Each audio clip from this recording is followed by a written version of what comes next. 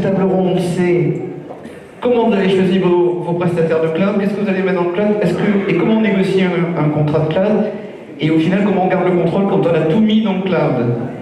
Et on va vous passer le micro tout de suite, Damien, puisque vous, Solitech, vous mettez tout dans le cloud. Vous êtes un groupe d'à peu près 1 millier de personnes, et que faites-vous? Alors, Solitech, on a un industriel. Le micro très près de un la bouche. industriel français, là, de 2000 personnes, 300 de chiffre d'affaires, qui est basé principalement autour de Grenoble, mais aussi des sites aux US et en Asie. Donc on est... Fabriquez quoi? On fabrique des plaques de silicium, des wafers qui sont dans des composants de la électronique et qui sont dans 100% des iPhones par exemple. Et c'est des micro-composants, quoi, c'est l'électronique. Des petits composants, des puces de semi-conducteurs qui sont utilisés par les acteurs. D'accord, 2 usines, 1000 personnes, oui. Chiffre d'affaires 200 millions d'euros, 300, et tout, donc là, la production, le RP, l'usine. C'est l'objectif, On se dit et on est convaincu que pour une DSI d'un industriel français comme nous, le cloud et tous les services qui vont avec, c'est vital, il faut qu'on se concentre sur notre métier, la production. Et donc le cloud et les services associés, c'est notre avenir unique. Très bien, alors vous avez qui aujourd'hui comme prestataire Alors on a certains qui...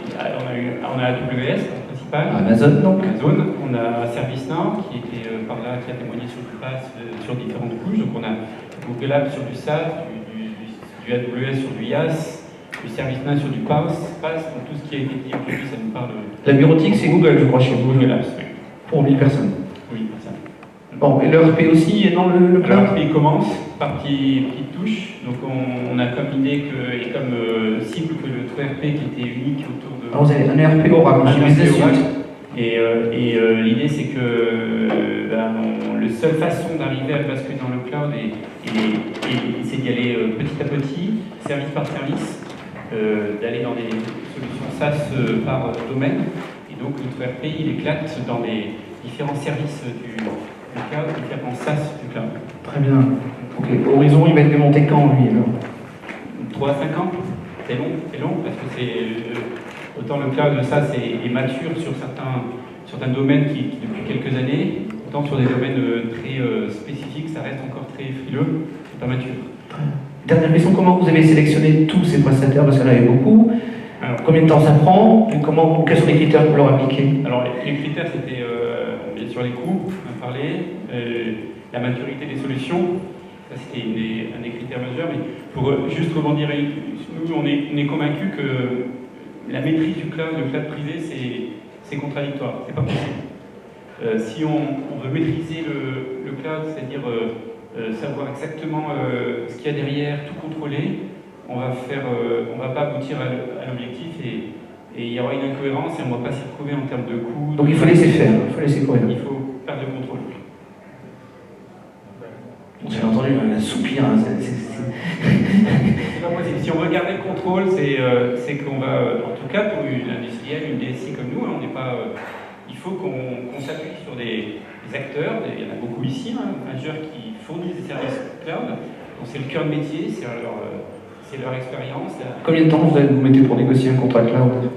Alors pour un contrat cloud, ça peut, c'est du 3 mois, mais on n'est pas à se poser. Alors, la conférence d'avant m'a beaucoup intéressé sur la privacy, sur la sécurité, c'est des privacy security. C'est fondamental, mais nous, on n'a aucune compétence là-dessus. D'un côté, ça peut faire stresser, parce qu'il y a tellement de lois qui évoluent, ça paraît tellement compliqué.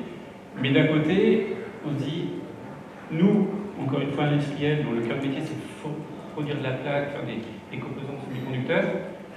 C'est pas possible d'essayer de comprendre ça, de le challenger, de le définir. Il faut qu'on s'appuie sur des partenaires clés, alors pas de façon complètement inconsciente, mais c'est pas possible de maîtriser ça, de connaître ça. Très bien. Merci beaucoup.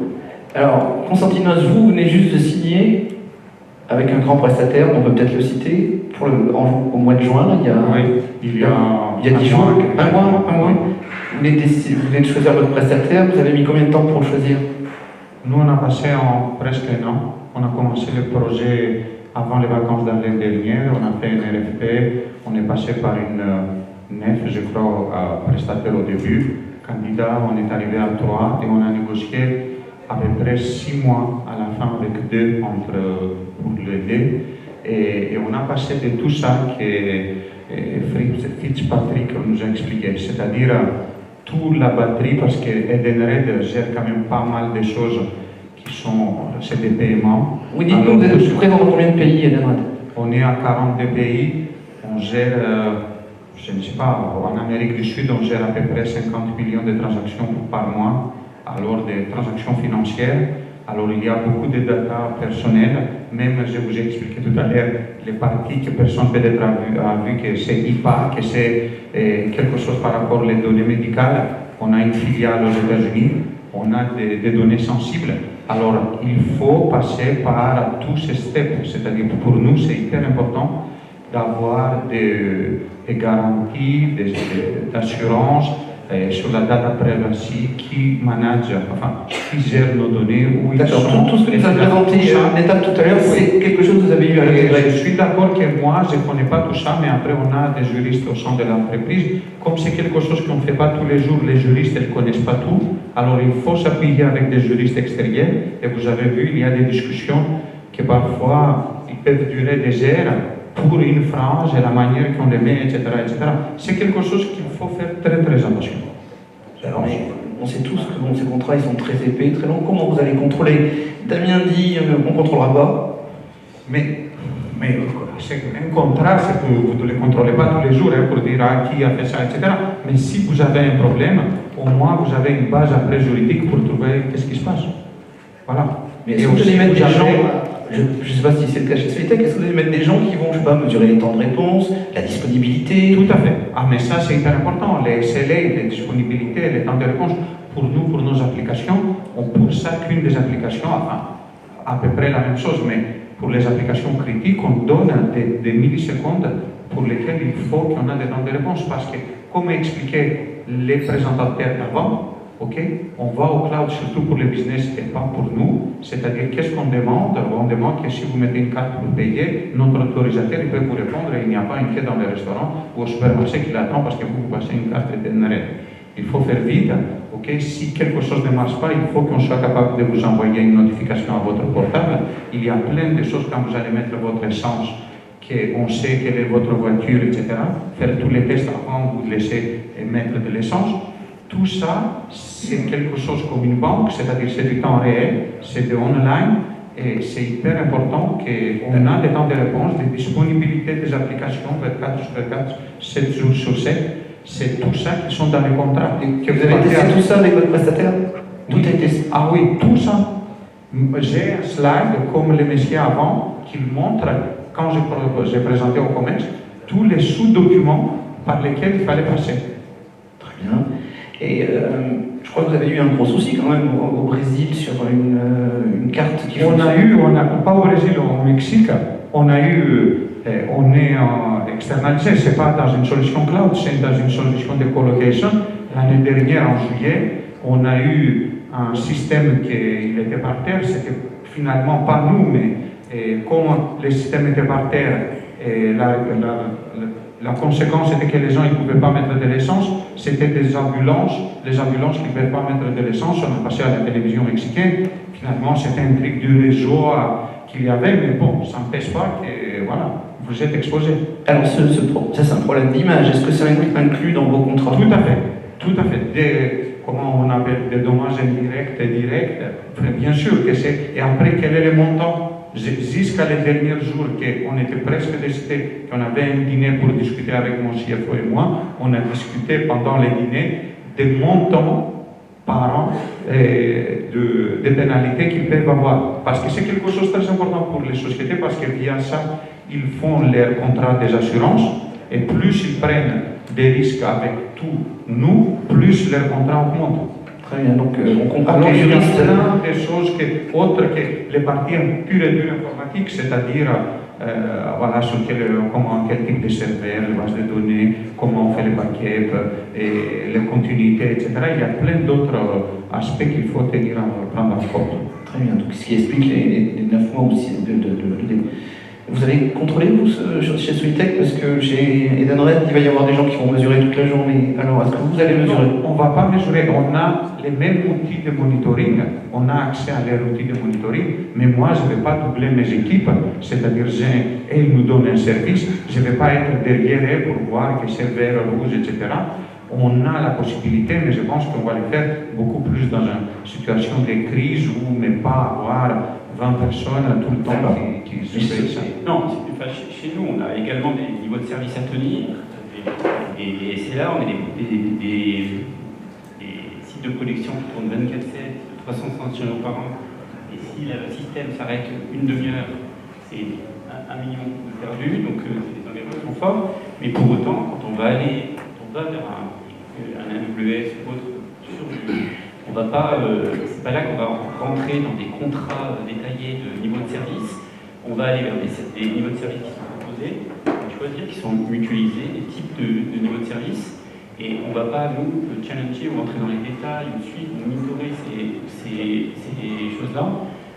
C'est quelque chose qui va être sur catalogue qu'on doit prendre. On ne va pas chercher à essayer de spécifier. Pour rester sur le catalogue, sur l'offre standard. Sur des niveaux de service ou des prestations particulières. Très bien. David Larose, vous avez été jusqu'au mois de janvier, vous étiez DSI de la communauté d'agglomération d'aéroport du Bourget. C'est 3 villes, Le Bourget, Drancy, Duny. Combien d'habitants, ça, à peu près 90 000. 90 000 habitants. Et vous avez été aussi, il y a 3 ans, radical, comme chez Soitec, tout dans le cloud. Oui. Tout le SI, vous n'avez plus de data center, tout a été mis là-bas et vous gérez tout avec 10 personnes. C'est ça. Bah oui, on gère même 2 fois plus avec 10 personnes. Hein. Il y a 3 ans, nos amis de MC, je dis de manière très ironique, nous avaient dit que notre SAM n'était plus assez beau pour la nouvelle version de VMware alors qu'il y avait 2 ans. Donc en gros, je leur ai dit fuck et j'ai tout externalisé. Sauf qu'il y a 3 ans, c'était un peu la jungle au niveau de l'offre du cloud, parce que il y a 3 ans, Orange proposait des choses, des tarifs absolument démentiels. SFR ne savait pas faire de DAS, ni de virtualisation de poste de travail, donc à partir de là, ils n'étaient pas éligibles. Et quand j'ai lancé un appel d'offres, il n'y en a eu que 2 qui ont répondu, OVH et une société suisse. Surprenant. Pour déployer, c'est plus rapide, ça. Oui, sauf que quand l'État a lâché 150 millions d'euros pour avoir des champions du cloud souverain, ça fait bien rigoler quand même malgré tout. Comme quoi, c'était une vaste blague. Bref, comme la Dopi, je passe des petits messages comme ça. Enfin, tout ça pour dire que finalement, on a souscrit avec OVH, ça s'est très bien passé. Là, on arrive en fin de 3 ans, on relance l'appel d'offres. Et on va pousser encore plus loin, donc on a virtualisé les serveurs, les postes de travail, maintenant on virtualise le réseau intégralement, on virtualise aussi la voix sur IP, donc ce qui fait que finalement l'IT qui reste chez nous ne va plus faire grand chose si ce n'est que des applications qui elles vont de plus en plus dans le SaaS. Donc c'est pour ça qu'en fait je me suis auto-éjecté de mon poste de DSI pour faire autre chose, parce que de toute façon je ne servais plus à rien, ou je ne vais plus servir, je n'aurais plus servi à grand chose dans 2-3 ans. Très bien. Voilà, autant se s'aborder soi-même plutôt que d'attendre. Hubert. Désolé, Hubert, alors, vous n'êtes pas du tout sur cette tendance-là. Intermarché, je voudrais quand même rappeler un chiffre qui me marque toujours, c'est 37 milliards d'euros de chiffre d'affaires. C'est le groupement de Mousquetaires. Intermarché, c'est un petit morceau de 85 000 personnes, c'est tout. Bon, d'accord. Mais vous êtes DOSI du groupement des Mousquetaires. Du groupement. Oui, dans une entité qui a été mise à part, où il y a tout l'IT qui s'appelle Steam, Oui. dont vous êtes le directeur général. Alors vous n'êtes pas du tout sur cette lignée-là. Je sens que vous êtes beaucoup plus sur avoir mes propres data centers, ça coûte moins cher, c'est une meilleure qualité. Et quand je passe au cloud, je fais ça au cas par cas avec, en gommant un peu l'aspect cloud et mutualisation qui a été évoqué, réduction des coûts, en demandant un peu à chaque fois spécifiquement une offre taillée pour le groupement des Mousquetaires.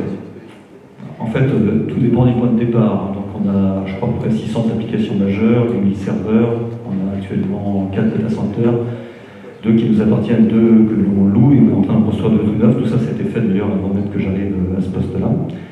Et donc, avec ce point de départ-là, avant d'aller louer de nouvelles capacités, on va dire dans le cloud en tant qu'infrastructure, il faudra déjà que j'utilise correctement ce que je possède déjà. Parce que je possède des data centers et je possède des équipes qui les exploitent. Donc on ne peut pas revendre ça comme très facilement, et on ne peut pas se départir des gens comme ça d'un claquement de doigts. Ça c'est le premier point. Ensuite, le fond, certains, je sais pas, essaient de faire. Oui, ça Patrick Drahi n'hésite pas à. Tout dépend de la vétusté du data center, de sa localisation, enfin le montant de la revente n'est pas forcément très intéressant. Parfois, il vaut mieux garder ce qu'on a plutôt que de tout recommencer, on va dire, avec un niveau de perte dans le coût qui est assez important. Ils sont bien amortis. Donc ça, c'est pour l'existant, on va dire, d'infrastructure. Et puis pour l'existant applicatif, on a plein d'applications. Je ne sais pas si j'ai cité le chiffre, mais on a pas moins de 600 applications majeures. Donc il est hors de question, bien sûr, de convertir des applications existantes pour les passer en mode cloud. Par contre, la question se pose à chaque fois qu'on crée de nouvelles applications. Donc là-dessus, il n'y a pas de religion, on va dire. À chaque besoin, on met d'abord les besoins, on étudie toutes les formes de solutions, que ce soit un logiciel sur étagère, un développement maison, une solution en cloud, enfin en SaaS, voire un logiciel open source. Tout ça est étudié à chaque fois et on retient la meilleure solution, qui est la meilleure adéquation par rapport à nos besoins.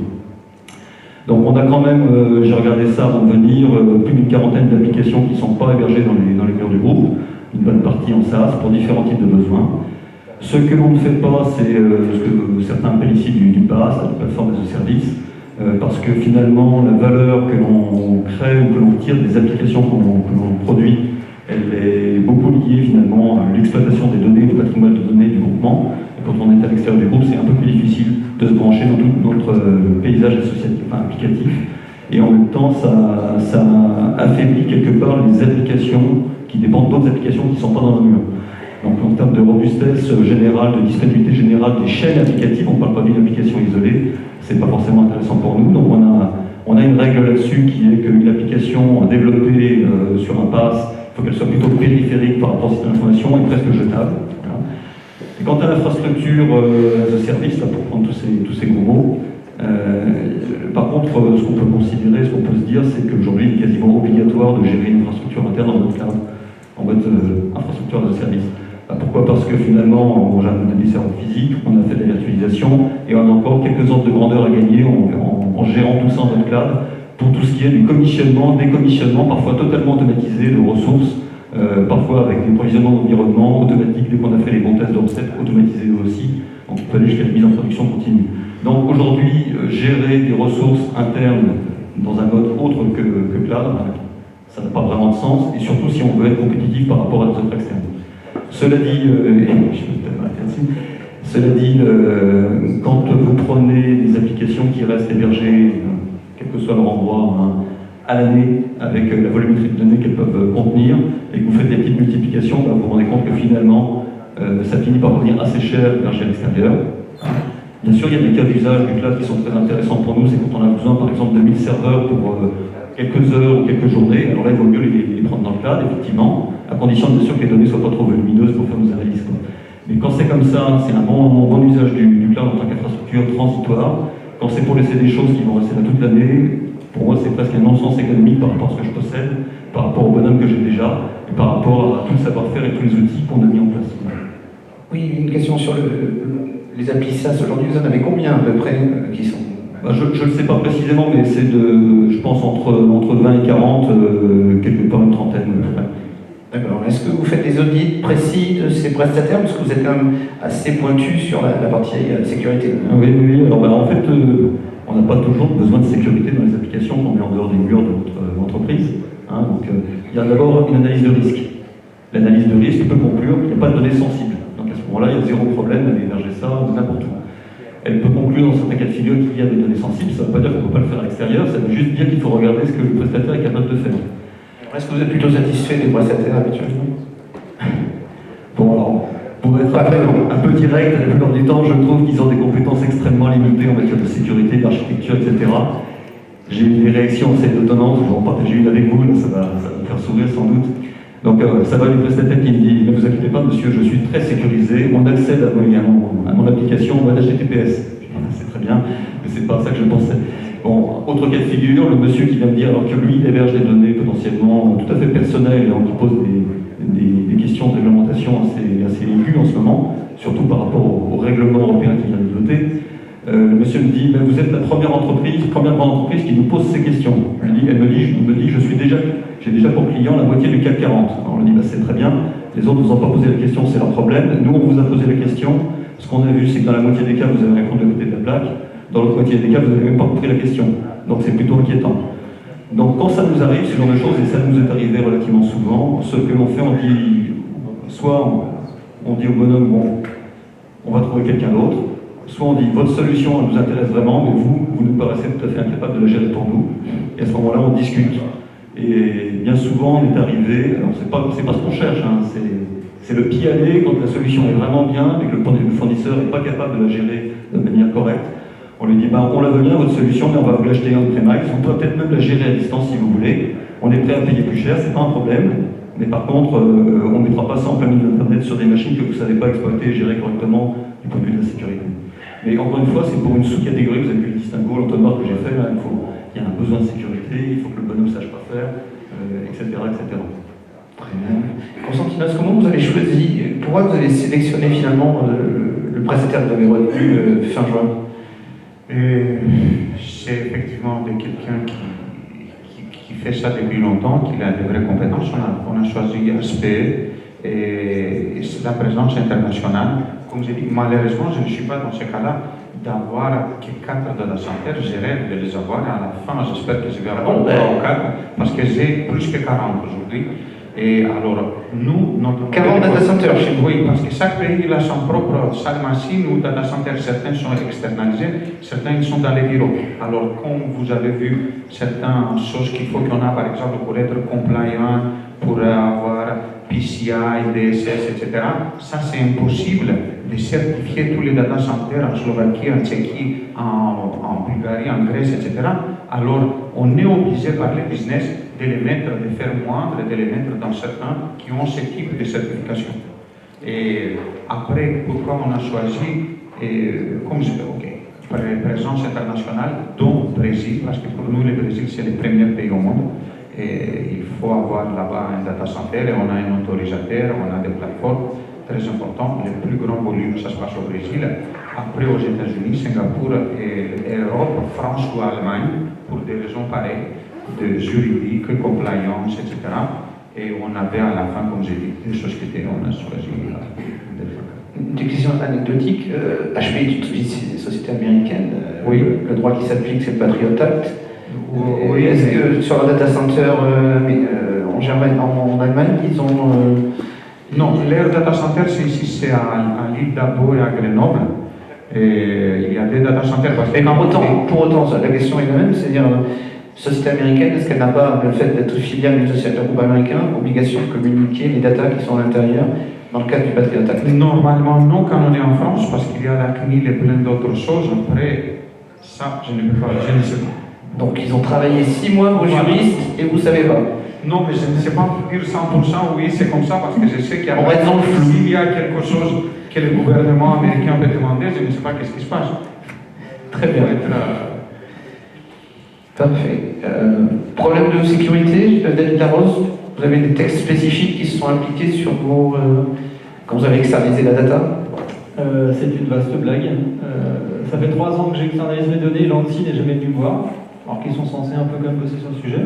Il n'y a pas très longtemps, le gouvernement a sorti que tout ce qu'un fonctionnaire produisait était trésor national, et donc devait rester dans les frontières françaises.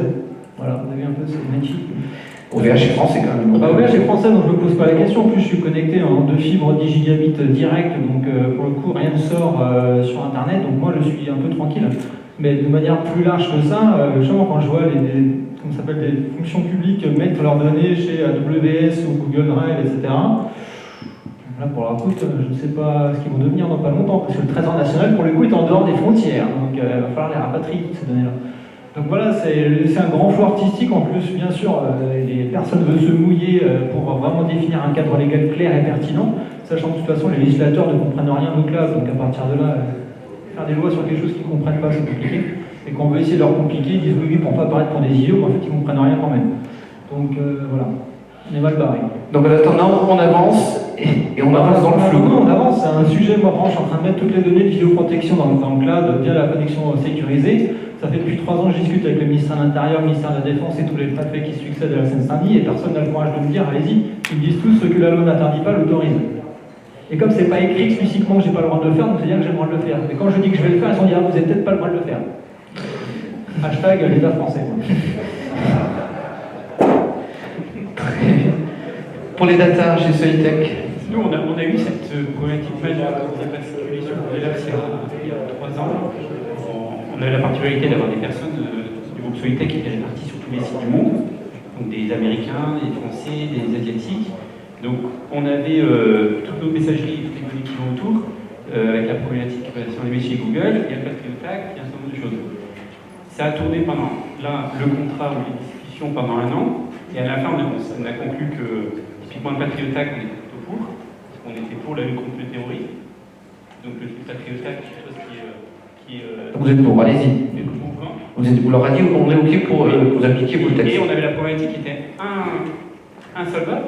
On avait un site de R&D, on a un site de R&D aux US, en France, des personnes qui sont aux US en France, des personnes qui bougent rattachement géographique d'un pays à l'autre, qui vont en Asie pendant 1 an. Il y a toute une mobilité des gens qui font que si on essaie de résoudre l'équation, derrière c'est quasiment impossible. Donc à un moment on a dit top, la sécurité chez du Google Apps, chez du AWS, chez du OVH, on travaille aussi avec OVH, ils sont professionnels, on va suivre notre service, mais on s'appuie sur eux. Sur la confidentialité et les choses comme ça, il n'y a pas de solution.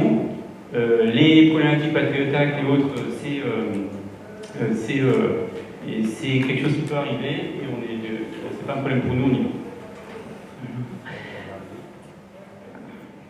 Moi, je voudrais basculer sur une contrainte technique dont vous êtes deux à m'avoir parlé lors de la préparation, c'est Konstantinos et vous-même, Damien, sur la réplication et sauvegarde des backups entre data centers. J'ai l'impression que quand on passe dans le cloud, si leur prestataire principal se mélange les pinceaux, ça ne marche plus, il faut un backup immédiat. Est-ce que vous avez tous prévu quelque chose et quelles contraintes ça amène chez vous? Alors, je peux vous donner mon expérience parce que même si j'ai signé il y a 1 mois, j'étais avec les mêmes prestataires à ma société d'avant, alors j'ai eu des incidents, j'ai pu expliquer, enfin, au moins dans notre Oui, vous étiez chez Nexans auparavant. Voilà, j'étais chez Nexans auparavant et ça fait à peu près 4 ans là-bas qu'on était dans les clouds. Alors, j'ai une expérience que je vais vous dire. Et normalement, quand vous mettez une application comme SAP ou un middle office chez nous, vous n'êtes pas dans un data center. L'application, elle est en même temps dans des data centers, okay, qui sont à une distance, dans les cas d'aspect, à peu près de 80 km l'une de l'autre. Et alors, même chose pour votre email. Une partie des gens, ils sont dans un data center et une autre partie, c'est dans l'autre. Et tout ça, c'est répliqué tout le temps. C'est-à-dire, s'il y a un data center, ça m'est arrivé une fois le matin, j'étais en Corée, et j'ai vu qu'il y avait des gens que j'ai envoyé ma présentation, que certains Coréens et Français ils l'ont eu et d'autres ils n'ont pas eu. Au début, j'ai dit, est-ce que vous êtes connectés, le Wi-Fi marche, vous êtes sûr? Et puis après, on a vu qu'ils étaient tous connectés et on a dit, il y a un problème. Et ils l'ont eu à peu près après 10 minutes. Okay? C'était la nuit ici. Ils l'ont eu, tout le monde les mails, parce que pendant ce temps-là, il y a eu une fuite d'eau. Un des data centers, il a commencé d'arrêter les serveurs.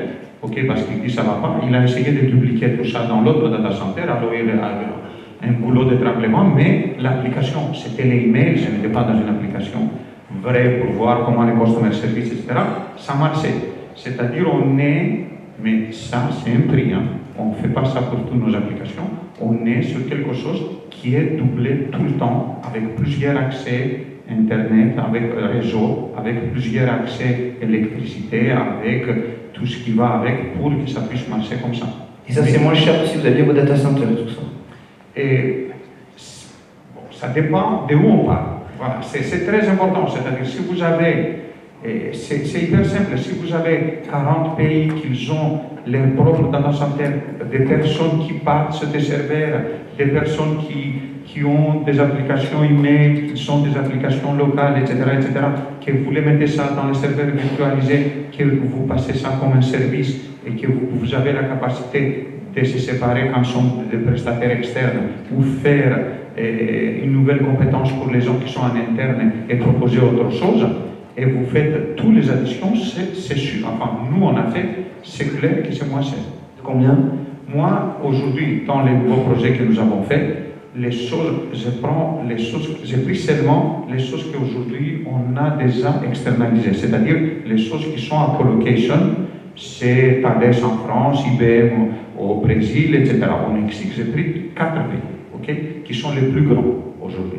Quand je regarde, on gagne à peu près 25 à 30%. Maintenant, il faut dire et faire attention, qu'est-ce que ça veut dire qu'on gagne?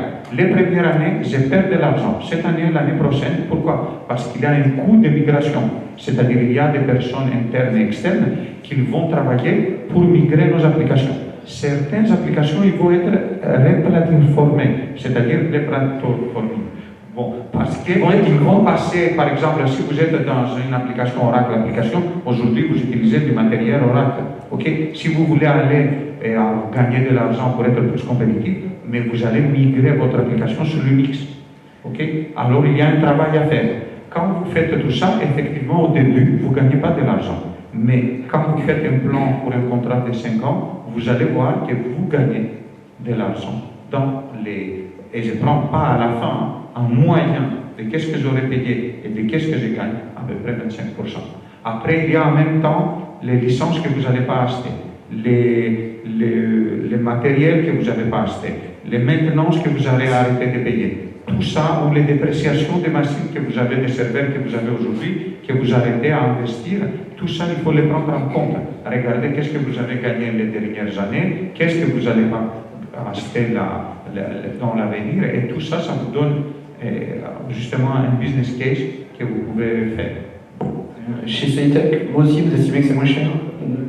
Oui, on n'a absolument aucun doute là-dessus. Encore une fois, pour une industrielle comme nous, si on met tout bout à bout, y compris la gestion des compétences des informaticiens, les data centers internes, la climatisation, l'électricité, et toutes les compétences qu'il faut qu'on ait, si on doit faire ça chez nous, les aspects sécurité, sécurité qu'on avait avant, ça m'a juste reconforté sur le fait que c'est pas possible que ça soit qu'on arrive en interne avec nos petits moyens et éventuellement de l'infogérance à être à un niveau de service, de prix qui soit compétitif.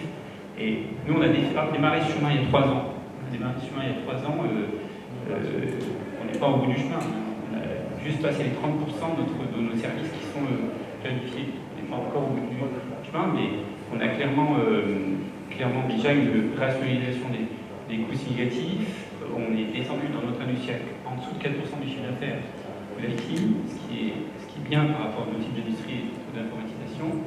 Et on a des équipes IT qui mutent, qui évoluent vers des personnes qui vont opérer les services, qui vont mettre en musique des services, orchestrer, acheter des services dans le cloud, des services souvent cherchent du SaaS, du PaaS, et plus que des personnes qui vont installer des serveurs, installer des on-premise et autres.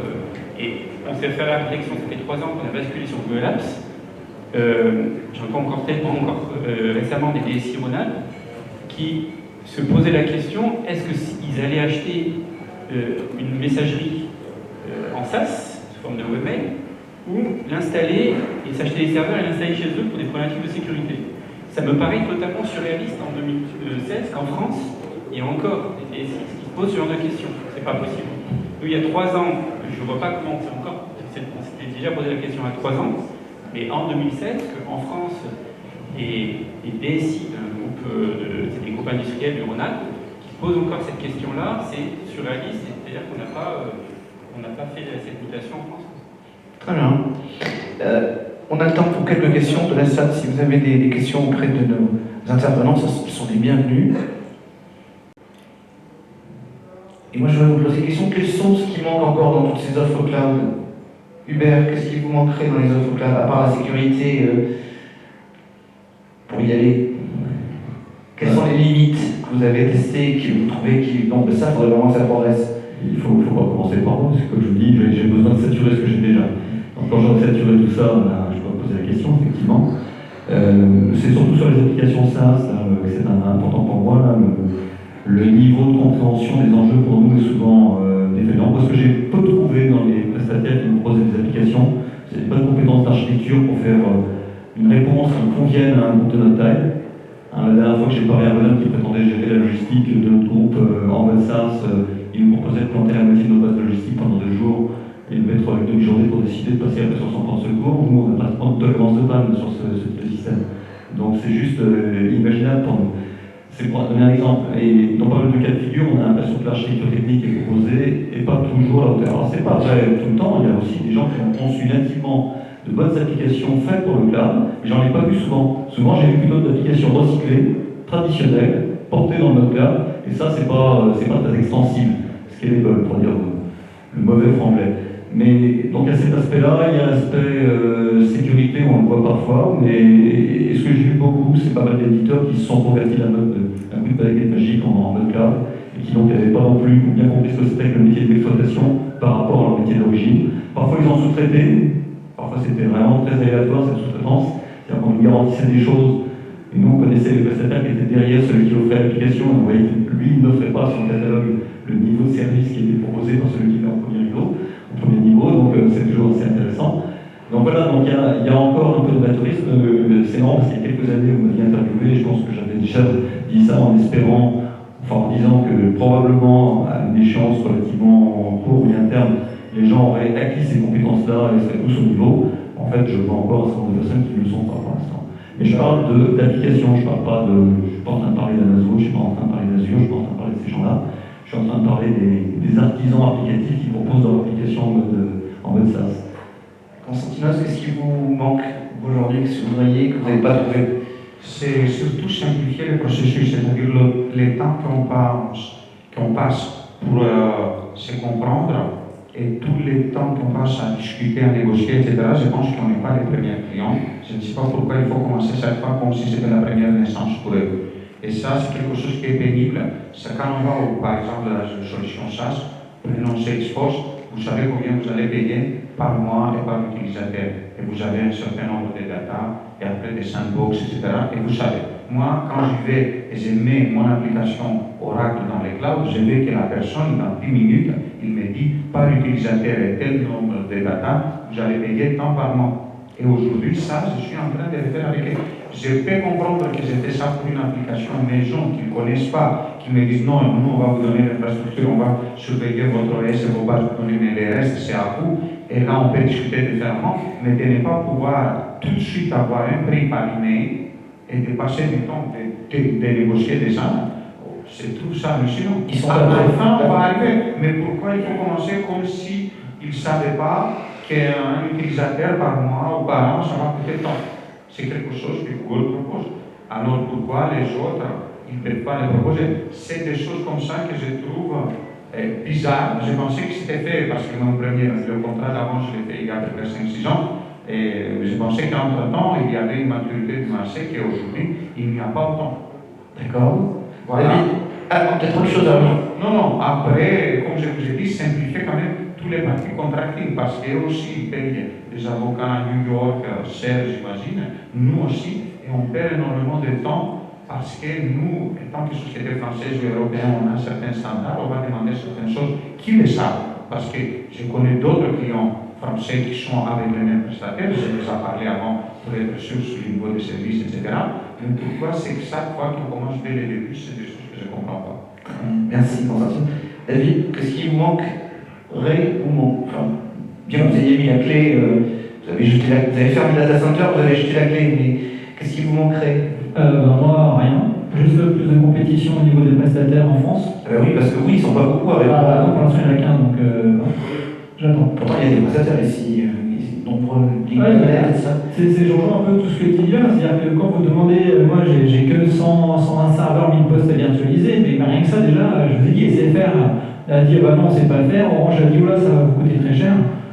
Voilà, moi ce que j'attends, c'est qu'enfin on ait plusieurs de vraies compétitions. Le problème, c'est que Microsoft n'a pas de data center en France, Amazon n'a pas de data center en France, donc à partir de là, c'est pas possible pour nous parce qu'on est une très international, vous vous rappelez. Voilà, donc c'est ça, c'est la pauvreté du marché en France. Alors qu'on sait qu'on a les compétences, on a X data center en France, on a tout ce qu'il faut, mais comme d'habitude, voilà, on est trop idiots pour faire la chose. C'est bien. Oui, Damien, qu'est-ce qui vous manquerait? L'écosystème et les intégrateurs qui savent accompagner, comme nous, dans l'intégration de ces services cloud, on n'en trouve pas suffisamment.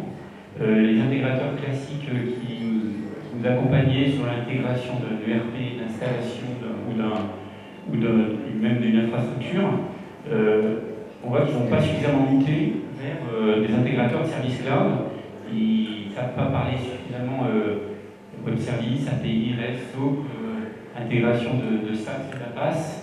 Des personnes, des sachants qui soient capables d'intégrer. Travailler avec qui aujourd'hui, par exemple? Avec des petites structures, hein, avec du Gpartner, avec une petite structure qui est sur AWS, avec une petite structure à Barcelone qui est expert dans l'intégration des services AWS, parce qu'on n'en trouve pas en France. On fait beaucoup de travaux sur l'IoT et on utilise beaucoup l'IoT Gateway sur AWS. Et sachant qu'ils sont capables de nous intégrer sur ces services-là, autour des Google Apps, autour de ServiceNow, autour de ces choses-là, aussi qui nous accompagnent là-dessus. L'écosystème, pour faire le pendant avec Singapour, avec qui on a beaucoup travaillé, l'écosystème a muté, les intégrateurs ont plus muté, plus accompagné les sociétés comme nous sur ces domaines-là. Et ça manque. Très bien, ce sera le mot de la fin, ça manque. Je vous remercie. Ah, je vois deux mains qui se lèvent. Alors, je peux vous passer mon micro, je vais descendre.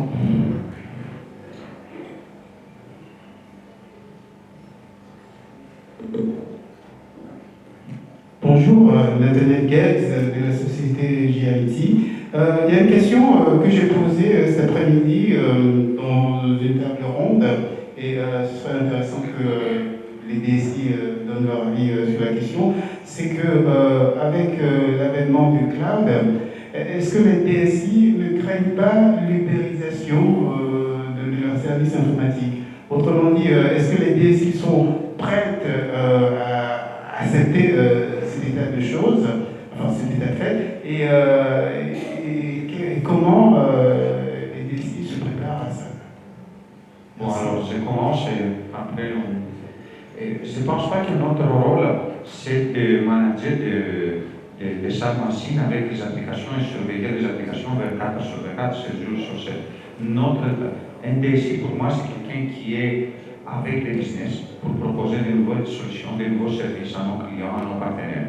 Et si je trouve dans un pays que les DSI d'un pays, en Corée, la seule chose qui l'intéresse, c'est de faire ça, moi je pense qu'il n'a pas de place dans notre société. C'est-à-dire la valeur ajoutée de faire, de monitorer, de suivre un data center aujourd'hui, c'est quelque chose qu'on peut trouver à l'extérieur. Alors, c'est la même chose pour le support PC. Je ne pense pas que c'est notre boulot. Il y a des sociétés de services qui font ça mieux que nous. Okay, nous, on peut faire nos images, dire qu'est-ce qu'il faut avoir dans un PC, la sécurité qui va avec. Nous, ils font un travail beaucoup plus vers les applications, etc. Maintenant, si on pousse plus et on dit, on va au SaaS. Et alors, du coup, avant, on développait des applications où on avait des applications qui ont paramétrisé, etc. Même en SaaS, prenons Salesforce ou autre application de RH, et nous on peut travailler avec elle parce qu'une application, il faut l'intégrer dans notre écosystème. Quelqu'un, un customer service qui travaille avec une application Salesforce, il va avoir certaines informations, mais après, le reste, il est dans notre middle office, parce que les contrats clients, il est dedans, les conditions, etc., la valorisation, tout ça, c'est le travail que les TSI on a à faire aujourd'hui, et ça nous donne même plus de temps et moins de temps à perdre pour moi pour surveiller le serveur. On est un peu serré en temps. S'il y a encore une question, on peut la prendre.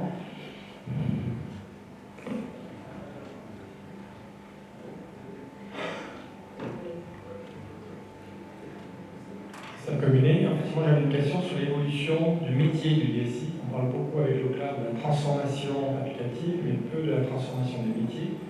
Donc, quelles sont pour vous les nouvelles compétences qu'un DSI doit avoir? Je vais essayer de répondre. En fait, je peux vous répondre parce que c'est ce que j'ai évalué, c'est pour ça que je me suis destitué du poste de DSI pour aller sur l'aménagement numérique. Et ça rappelle un peu ce que je viens de dire. Sur les DSI, c'est ça, c'est-à-dire qu'à un moment donné, est-ce qu'on se positionne plus pour surveiller les machines ou plus pour apporter la valeur ajoutée à la fonction publique ou à l'entreprise? Moi, je pense que mon métier, c'est de faire en sorte que la mairie réponde mieux aux citoyens plutôt que d'occuper que les machines tournent bien. Voilà, si on applique ça dans l'entreprise privée, c'est exactement la même chose. C'est-à-dire, est-ce que moi, mon métier, c'est de faire en sorte que les machines tournent ou d'apporter justement des solutions au business, à la RH, etc., pour que je sois plus rentable, plus efficace et que je puisse m'étendre à l'international, par exemple. Et c'est pour ça que je pense que le DSI qui ne voit pas ça arriver, il faut qu'il arrête, il faut qu'il parte à la retraite, il faut qu'il change de métier. Parce qu'on le voit, il y a 6 ans, quand j'ai commencé à virtualiser, j'ai senti que de toute façon, pour pour le même nombre de personnes, on allait pouvoir gérer 2 fois, 3 fois, 4 fois plus. Maintenant, avec l'externalisation, pour 3 fois moins cher, je fais 2 fois plus. À un moment donné, voilà, je dis régulièrement dans les autres mairies et collectivités, je dis si vous voulez savoir si un déci est chrétien, il construit actuellement un data center.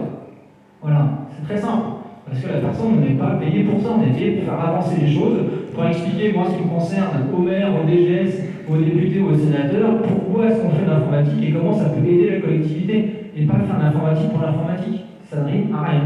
C'est pour ça que je me mets dans l'aménagement numérique, qui est pour moi plus intéressant, de savoir comment est-ce qu'on peut transformer la ville pour qu'elle soit plus en adéquation avec les citoyens et comment est-ce qu'on peut apporter des services connectés pour économiser de l'argent, pour mieux gérer les bâtiments et comment offrir plus de services aux citoyens.